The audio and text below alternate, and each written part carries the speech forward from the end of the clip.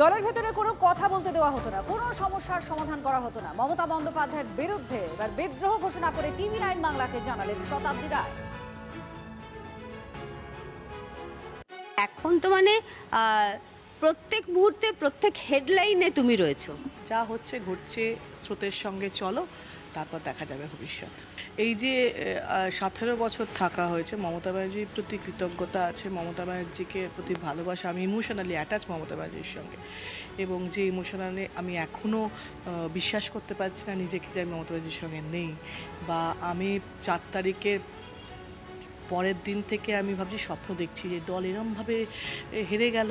আমি তো যখন জিতেছিলাম 2009, তখন তো মমতা ব্যানার্জি ক্ষমতায় ছিল না। সুতরাং যে আমি ভালো সময় এসেছি তাও বলতে পারবে না।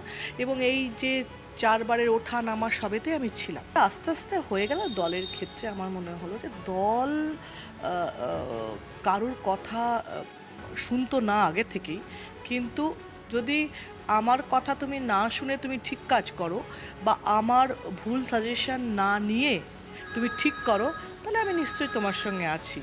কিন্তু তুমি যদি সাজেশন না নিয়ে, যেটা যে ঠিক সাজেশন দিচ্ছে সেটাও না নিয়ে তুমি পরের পর ভুল করো এবং ভুলকে সমর্থন করো, তাহলে তো সেখানে মানে প্রয়োজন নেই।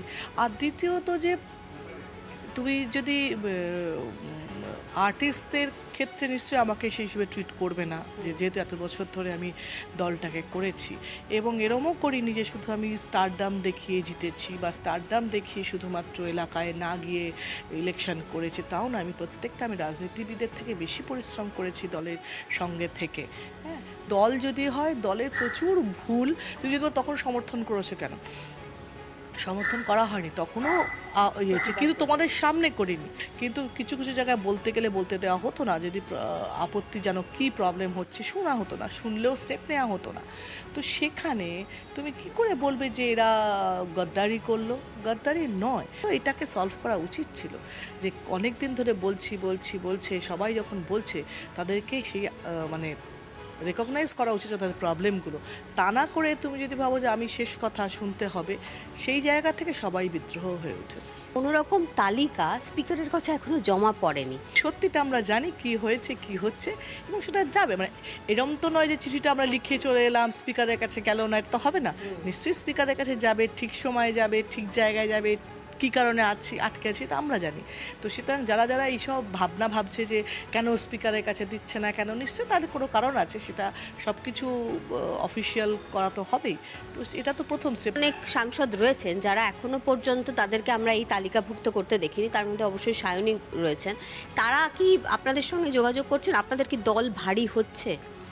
আমি জানি না, দেখো সবাই আলাদা আলাদা করে যোগাযোগ করেছে, আমার সঙ্গে এদের কোনো যোগাযোগ নেই, আমি জানি না। আমি কালকেও বলেছি যে আমার আসলে ওখানে গিয়ে অনেকের সঙ্গে দেখা হয়েছে। আচ্ছা তুমি এসছো, তুমি সেরকম ভেবেছি, মানে দেখেছি, তাই জন্য আমি জানি না যে কে কে আসছে কে কে আসবে না, কিন্তু আরও আসবে, এটা আমি শুনছি। এবং তার মধ্যে কে কে থাকবে সেটা নিশ্চয়ই 1-2 দিনে আজকালের মধ্যে জানতে পারা যাবে। এবং আমার মনে হয় যে 2-1 জন যারা তালিকাভুক্ত নয়, তাদের তো চিহ্নিত করা গেছে, তাদের মধ্যে থেকেও তো 2-1 জন আসছে।